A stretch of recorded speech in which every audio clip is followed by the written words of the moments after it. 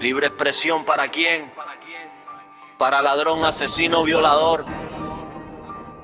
Para el corrupto. Mientras que el ciudadano vive en luto. Dicen que hay libre expresión en toda la nación, pero el delincuente es el que dicta la lección. Libre expresión para el robo, el sicario y la extorsión. Mientras el pueblo se hunde en la desesperación, el corrupto firma el pacto, el bandido aprieta el gatillo y el ciudadano de bien solo guarda el luto en el bolsillo.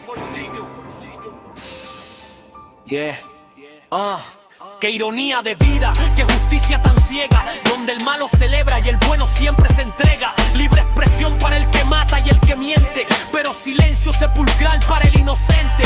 Estamos bajo el mando de un pulpo de acero, donde vale más la bala